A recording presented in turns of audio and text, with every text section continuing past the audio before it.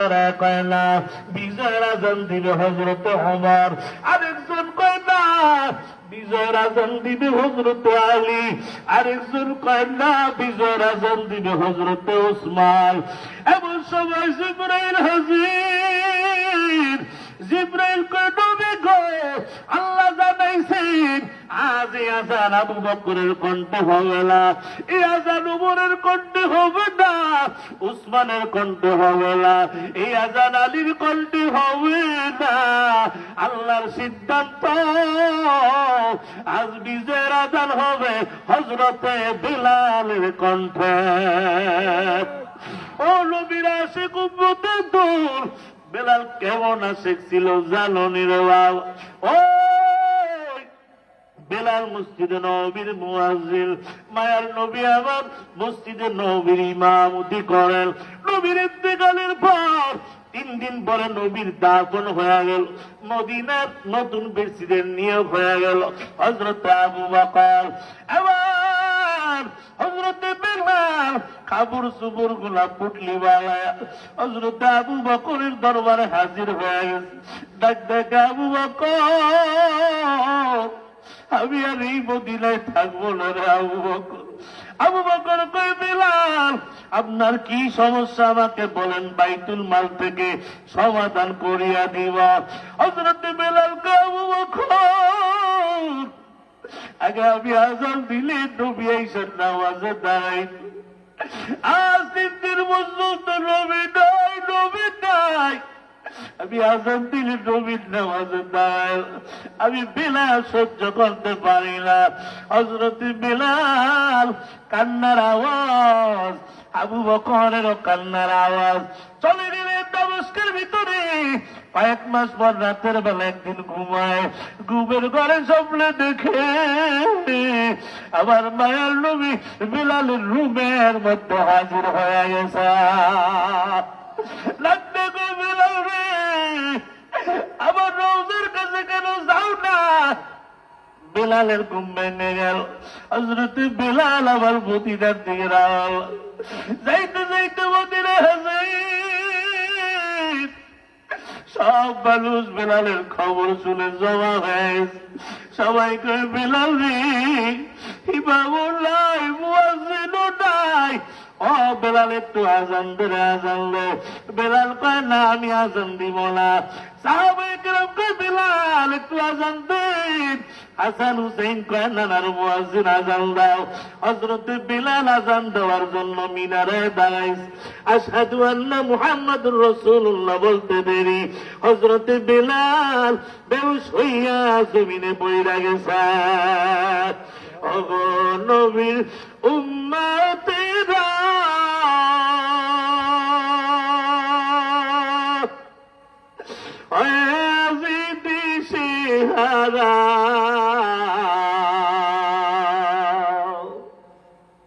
কোরআন হাদিসের চলো যখন যাহা চায় মনে, নবী বিনে কে তরাবে পুলসেরা তো মিজানে, নবী বিনে কে তরাবে পুলসেরা তো মিজানে। এমন তিন নবী আমার, পিতা মাথা নাই যে তারপরেও কত মারা মারলো তাকে দুশ্মনে, নবী বিনে কে তরাবে ফুলসেরা তো মিজালে।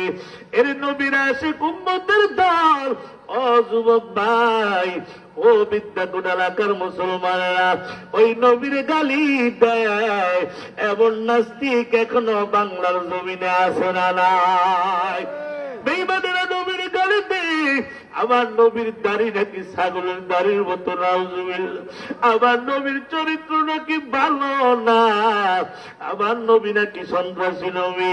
আজ এই বিদ্যাকোটের যুব সমাজের মাহফিল থেকে, মসজিদের মাহফিল থেকে সব নাস্তিকদেরকে জানায় দিতে চাই, যদি আবার কোন বেঈমান আমার নবীরে গালি দেয়, যদি আবার কেউ আবার নবীরে কটূক্তি করে, আর তোমাদেরকে যদি ময়দানে ডাক দেওয়া হয়, ও আল্লামা মামুল হক যদি একটা ডাক দেয়, বিবারিয়ার বড় হুজুর যদি একটা ডাক দেয়, হাটাজারির বড় হুজুর যদি ডাক দেয়, আল্লামা মুফতি ফয়জুল করিম রেজাউল করিম যদি একটা ডাক দেয়, কোরআন রক্ষার জন্য, ইসলাম রক্ষার জন্য, ঈমান রক্ষার জন্য, মসজিদ মাদ্রাসা রক্ষার জন্য, এই নবীর ইজ্জত রক্ষার জন্য, এই ময়দানে কারা কারা জীবন দিতে তৈরি, হাত দুটা উঠে আল্লাহরে দেখা।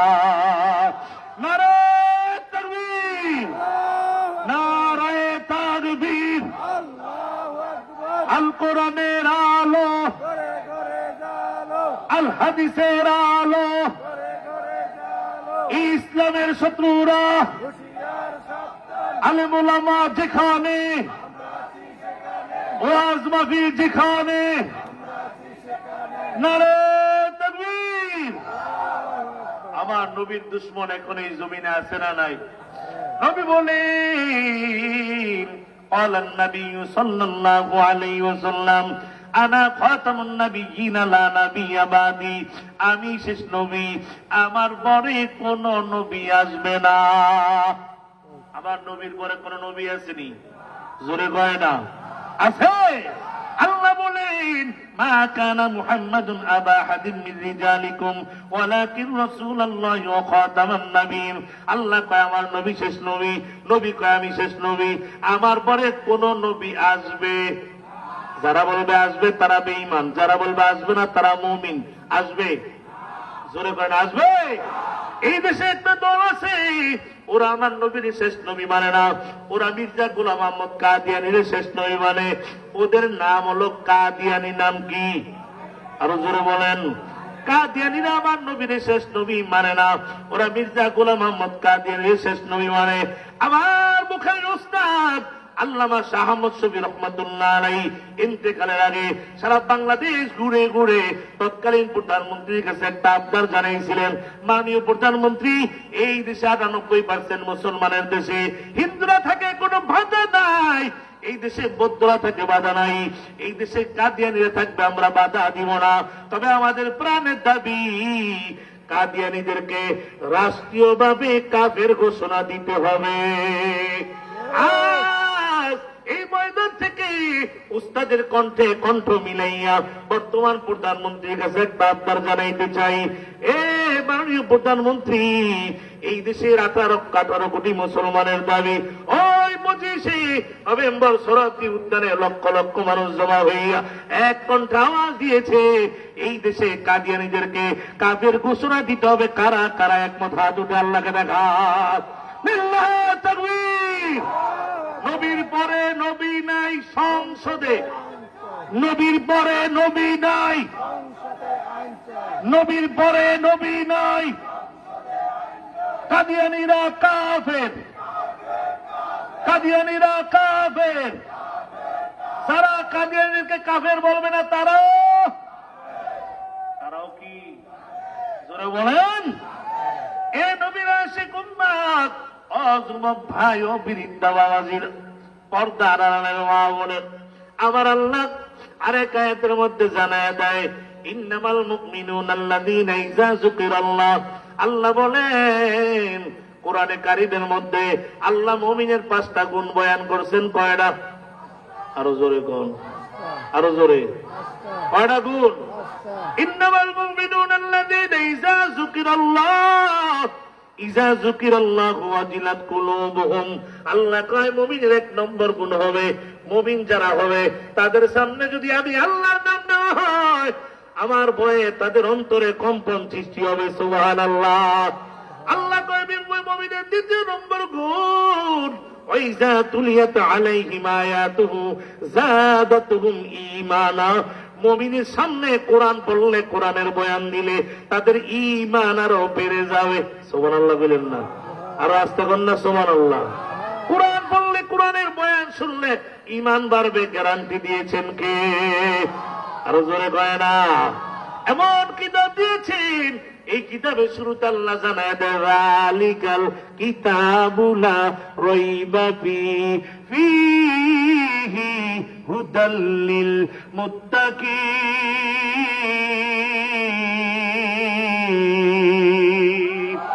আল্লাহ জানায় দেয় এমন এক কিতাব দিলাম যে কিতাবে ভুল তো দূরের কথা, সন্দেহ লেশ মাত্র নাই। সুবহানাল্লাহ। এই কোরআনকে যদি প্রশ্ন করা হয়, কোরআন গাও তোমাকে আল্লাহ কেন নাজিল করেছেন, কোরআন নিজের ভাষায় জানায় দেয় হুদাল্লিন নাস। কোরআন জানিয়ে দেয় আমাকে নাজিল করেছেন একমাত্র কেবলমাত্র মানুষের হেদায়েতের জন্য। তাহলে কোরআন শুনলে ঈমান বাড়বে, গ্যারান্টি কা?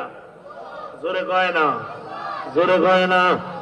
এই নবীর আশিক উম্মত, এই জন্য দেখবেন আল্লাহওয়ালারা যখন বয়ান দেয়, মানুষ দেখবেন বেনমাজি নামাজি হয়ে যায়, বেরোবে দাড়ি নাই দাড়িওয়ালা হয়ে যায়, টুপি নাই টুপিওয়ালা হয়ে যায়।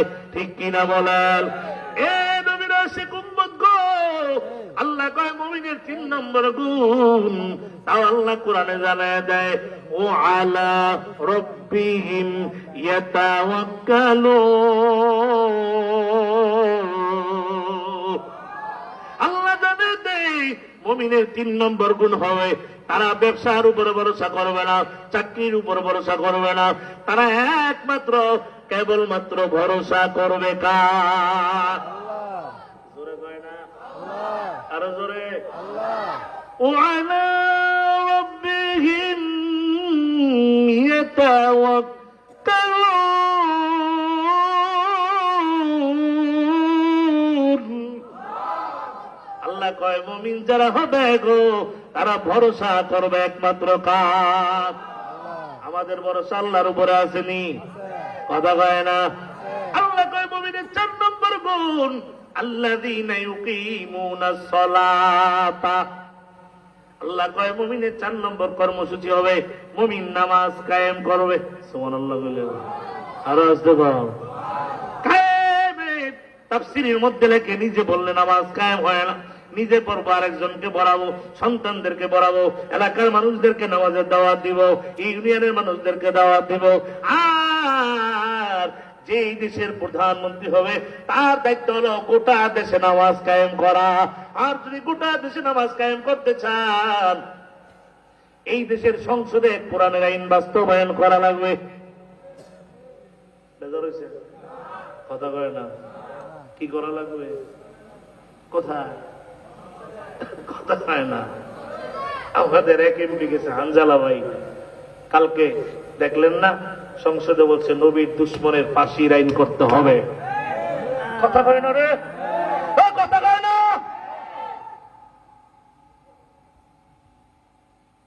যদি দেশের সংসদে কোরআনের আইন বাস্তবায়ন করতে পারেন, গোটা দেশে নামাজ কায়েম করতে সময় লাগবে মাত্র 1 ঘন্টা। ঠিক কিনা বলেন? বলতে পারেন হুজুর সেটা কিভাবে সম্ভব?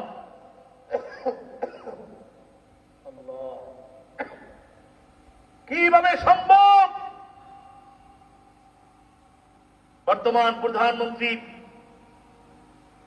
তারেক রহমান সাহেব যদি এই মুহূর্তে সংবাদ সম্মেলন করে জানায় দেয়, সম্মানিত দেশবাসী, প্রিয় দেশবাসী, আগামীকাল জোহর থেকে 1 ওয়াক্ত নামাজ না পড়লে 3 বছর জেল হবে, 5,000 টাকা জরিমানা হবে। আর নামাজের সময় আমার পুলিশ বাহিনী বাজারে বাজারে বাড়ি বাড়ি গিয়ে পাহারা দিবে। বিদ্যাকুট এলাকার মুসলমান আগামীকাল জোহরের সময় বিদ্যাকুট বাজারে কতজন দোকানদার পাওয়া যাবে? একজনও পাওয়া যাবে না। পুলিশের গাড়িটা জন ঢুকবে রে, পিস দরজা দিয়ে বলাইব। কথা কয় না, কথা কয় না। আর কোন বাবা যদি দেখে পুলিশের গাড়ি আসছে বাড়ির দিকে, কেউ আমার ফুটটা কইরে, কথা কয় না। কাব্বা আমি তো ঘরে খার পুলিশে বসে, তাড়াতাড়ি মসজিদের হোক, কাব্বা হুজু তো করে দেখো, হুজু সারা ঢুকে যা। কথা কয় না, ঠিক তবে ঠিক। আল্লাহ কয় 4 নম্বর কর্মসূচি হবে মুমিনের আল্লাযীনা ইউকিমুনাস সালাতা, নামাজ কায়েম করবে। 5 নম্বর কর্মসূচি আল্লাহ বলেন অমিম্মা রাযাকনাহুম ইউনফিকুন, মুমিন কি করবে? খরচ করবে কার রাস্তায়? জোরে কয় না, জোরে কয় না। এ মুমিন আশিক উম্মত, এই 5টা গুণ যার মধ্যে পাওয়া যাবে সে মুমিন হয়ে যাবে। নবী জানায় দেয়, ক্বালান নবী সাল্লাল্লাহু আলাইহি ওয়াসাল্লাম, তুহফাতুল মুমিনিল মাউত, ঈমানদারের জন্য মরণ আসবে হাদিয়া। সুবহানাল্লাহ বল।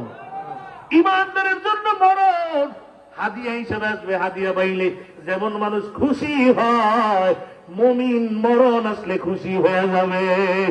এই ময়দানে কারা কারা মুমিন হয়ে মরতে চান? লিল্লাহে তাকবীর, লিল্লাহে তাকবীর। আল্লাহ বিদ্যা খুঁটি ময়দানের দিকে তাকায় দেখেন, গভীর রাত, এই মানুষগুলা মুমিন হয়ে মরতে চায়। আল্লাহ আল্লাহ গো, আমাদেরকে মুমিন মুসলমান না বানায়া অন্ধকার কবরে নিয়েন না, বলেন না আমি। এ নবীর আশিক উম্মত, মুমিন হতে হলে মাওলানা হওয়া লাগে না, মুফতি হওয়া লাগে না, মুহাদ্দিস হওয়া লাগে না, রিকশাওয়ালা, ভ্যানওয়ালা, কৃষক জেলে মুমিন হতে পারে। সুবহানাল্লাহ কইলেন না? রিকশাওয়ালা মুমিন হতে পারে, ভ্যানওয়ালা মুমিন হতে পারে। কিতাবের মধ্যে এক মুমিনের ঘটনা আছে। সবজি বিক্রি করেনওয়ালা মুমিন কি বিক্রি করে? সবজি বিক্রি করেনওয়ালা মুমিন হয়ে গেছে। বাজারে বিকাল বেলা সবজি নিয়ে রওনা হয়ে গেছে। পথের মধ্যে একটা লোক আইসা সালাম দিছে, আসসালামু আলাইকুম। ভাই আমারে চিনেননি? না চিনি না। কে আপনি? আমি হইলাম হযরত আজরাইল। সুবহানাল্লাহ বলেন না? কে?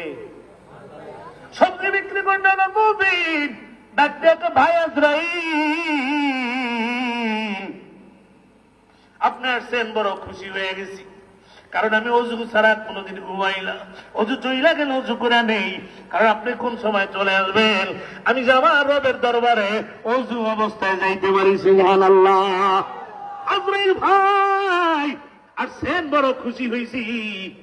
তবে আজরাইল ভাই একটু দাঁড়ান, এই যে আমার কাঁধে গামছাটা দেখেন, এটা গামছা না, এটা আমার জায়নামাজ। যেখানে আযান হয় ওখানে আমি নামাজ পড়া ভালাই। আমি এখন এই জায়নামাজটা বিছায়া 2 রাকাত নামাজ আদায় করো। শেষ সিজদার ভিতরে আমি সুবহান রাব্বিয়াল আলা বলবো। সুবহান রাব্বিয়াল আলা বলার সময় রুহটা বের করে নিয়ে যাবেন। আমি শেষ মুহূর্তে আমার মালিকের দরবারে, মালিকের সিজদার হালতে আমি যাইতে চাই। জিবরিল কয়, ওরে সবজি বিক্রি করনালা মুমিন ভাই, আমি তো আপনাকে নেওয়ার জন্য আসি নাই।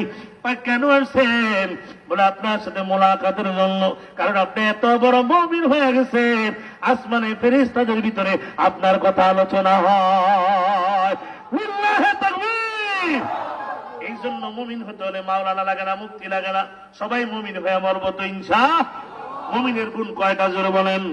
5টা।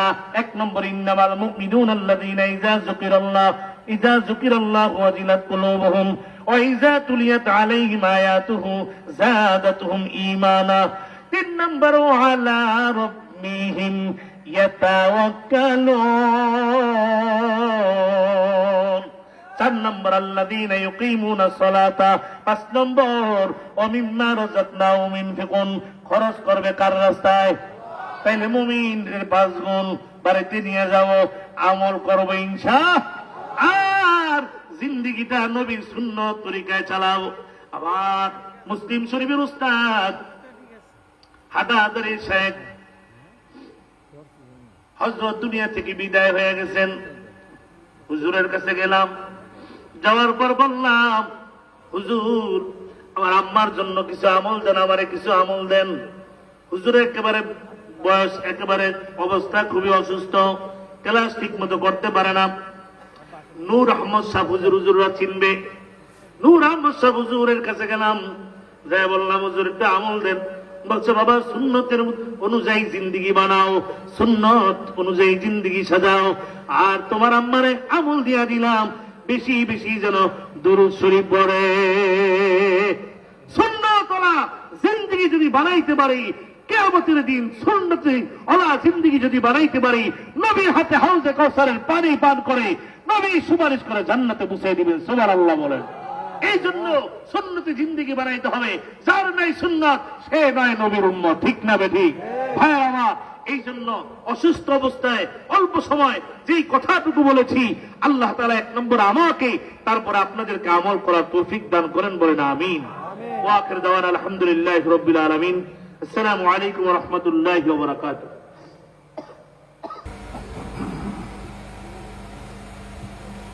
আলহামদুলিল্লাহ ওয়াসসালাতু আলাইহি ওয়া বা'দ।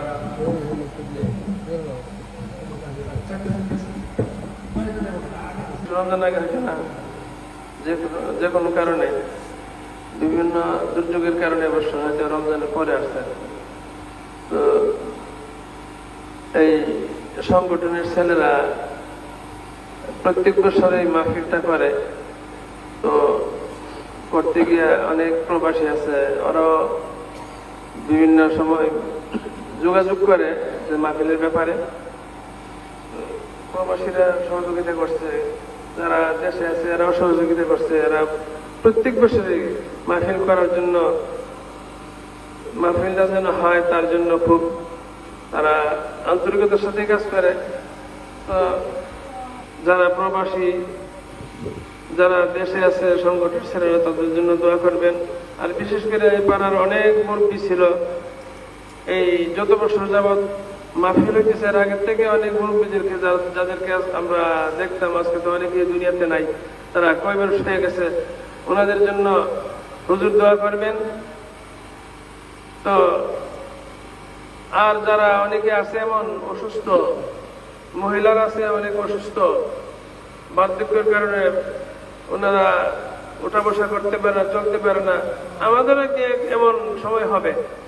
কি কোন হবে না? হবে। কাজে আমরা প্রত্যেকে যেন আল্লাহ তাআলা আমাদেরকে ঈমানের সাথে নেয়। হুজুর দোয়া করবেন শেষ বিদায়টা যেন আমাদেরকে ঈমানের সাথে দেয়।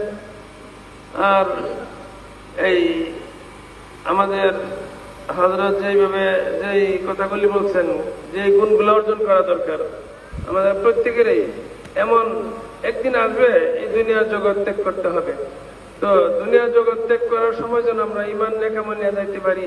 যে সমস্ত আওসাফ গুণ অর্জন করে দুনিয়াতে গেলে পরকালে অনন্ত সীমকাল যেই জগৎ পাড়ি দিব আমরা, আর ফিরে আসার সুযোগ নাই, ওই জগতে যেন আমরা সুখে শান্তিতে থাকতে পারি।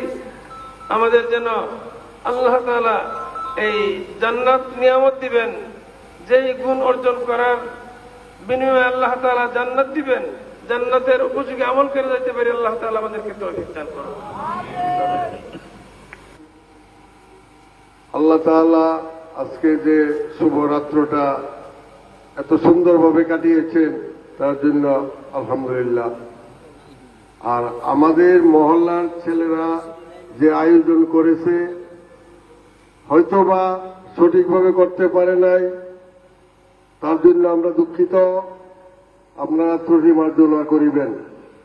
আর ভবিষ্যতে আমরা আর একটু ভালোভাবে করতে পারি এবং বিশাল আকারে করতে পারি, সেই উদ্যোগ আমরা মহল্লাবাসী নেব। বর্তমানে আমাদের মহল্লার যে ছেলেপেলেরা প্রবাসে আছেন, তাদের জন্য খাস করে সকলে দোয়া করবেন।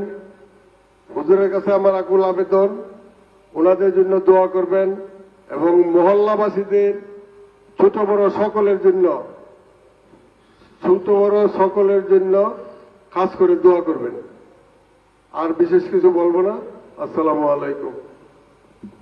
জি, ইনশাআল্লাহ আমরা দুরূদ শরীফ আল্লাহুম্মা সাল্লি আলা মুহাম্মদ ওয়া আলা আলি মুহাম্মদ কামা সাল্লাইতা আলা ইব্রাহিম ওয়া আলা আলি ইব্রাহিম ইন্নাকা হামিদুম মাজিদ। আল্লাহুম্মা বারিক আলা মুহাম্মদ ওয়া আলা আলি মুহাম্মদ কামা বারাকতা আলা ইব্রাহিম ওয়া আলা আলি ইব্রাহিম ইন্নাকা হামিদুম মাজিদ। সবাই সবার জন্য ইনশাআল্লাহ দোয়া করি। খাস করে আমিও দোয়া চাই, আল্লাহ তাআলা যেন সুস্থতার নিয়ামত দান করেন, সহি সালামতে যেন ঢাকায় পৌঁছায় দেয়।